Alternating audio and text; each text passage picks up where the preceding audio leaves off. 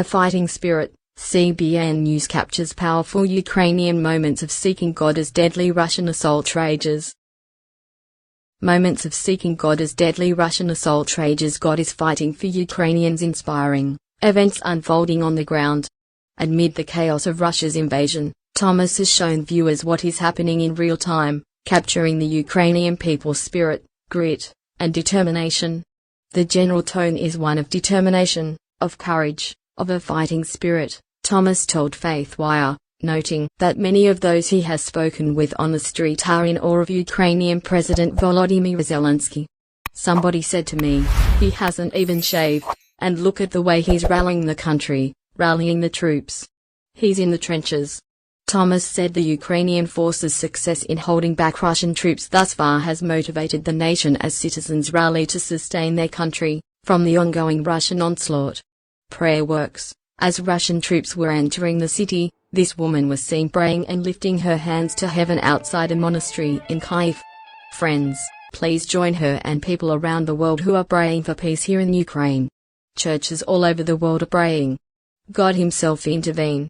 Russian soldiers got radiation hit from unknown sources. Now, you may recall that about 2.5 weeks into Russia's invasion and bombing of Ukraine, there were intense battles over the control of territory surrounding several nuclear reactors, including the infamous Chernobyl site. And the world held its breath, if you recall, as it was suspected either gunfire or even Russian troops themselves would trigger a radiation leak or, even worse, a nuclear explosion. Now, some military experts said at the time it may well be a deliberate strategy to ensure the Ukrainian president agreed to a surrender right away. Well, The Times reports today that whatever the intended strategy was or is, the capture of the Chernobyl reactor has backfired terribly on those Russian troops assigned to that district. Soldiers are pulling out of the area after suffering acute radiation sickness from stupidly digging trenches in contaminated soil. A significant trench network was fortified in what's known as the Red Forest, which is a highly toxic area adjacent to the reactor. And they named the forest red because that's the colour the trees turned after absorbing so much radiation. 7 full busloads of Russian soldiers reportedly arrived at a radiation hospital in Belarus this week after weeks working in the contaminated forest without any anti-radiation equipment at all. One worker at the plant described the decision to base Russian soldiers in the forest as just suicidal. Another example of how unprepared and inept the Russian military has been through this entire invasion. NATO now estimates that more than 15,000 Russian troops have been killed so far in this war. Ezekiel 38:120,22-23 The word of Adonai came to me, human being, turn your face toward Gog, of the land of Magog, chief prince of Meshech and Tubal, and prophesy against him. Say that Adonai Elohim says, I am against you, Gog, chief prince of Meshech and Tubal. I will turn you around, put hooks in your jaws and bring you out with all your army, horses and horsemen, all completely equipped, a great horde with breastplates and shields, all wielding swords. Paras, Ethiopia and Put with them, all with breastplates and helmets. Gomer with all its troops, the house of Togarmah in the far reaches of the north, with all its troops. Many peoples are with you.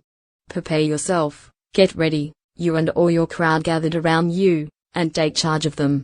After many days have passed, you will be mustered for service. In later years you will invade the land which has been brought back from the sword, gathered out of many peoples, the mountains of Israel. They had been lying in ruins for a long time, but now Israel has been extracted from the peoples and all of them are living there securely. You will come up like a storm, you will be like a cloud covering the land, you and all your troops, and many other peoples with you. Adonai Elohim says, when that day comes, thoughts will well up in your mind, and you will devise a sinister scheme. You will say, I am going to invade this land of unwalled villages, I will take by surprise these people who are at peace, living securely, all in places without walls, bars or gates. I will seize the spoil and take the plunder. You will attack the former ruins that are now inhabited and come against the people gathered from the nations, who have acquired livestock and other wealth and are living in the central parts of the land. Shva, Dan and all the leading merchants of Tarshish will ask you, have you come to seize spoil? Have you assembled your hordes to loot, to carry off silver, gold, livestock and other wealth, to take much plunder? Therefore, human being, prophesy. Tell Gog that Adonai Elohim says this, won't you be aware of it when my people Israel are living in security? You will choose just that time to come from your place in the far reaches of the north, you and many peoples with you, all of them on horseback, a huge horde, a mighty army, and you will invade my people Israel like a cloud, covering the land. This will be in the Ukarat Hayamim, and I will bring you against my land, so that the Goyim will know me when, before their eyes, I am set apart as holy through you, Gog. Adonai Elohim says, I spoke of you long ago through my servants the prophets of Israel. Back then, they prophesied for many years that I would have you invade them. When that day comes, when Gog invades the land of Israel, says Adonai Elohim, my furious anger will boil up.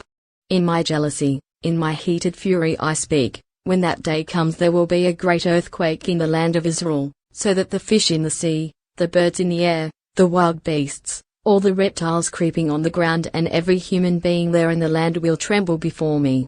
Mountains will fall, cliffs crumble and every wall crash to the ground. I will judge him with plague and with blood.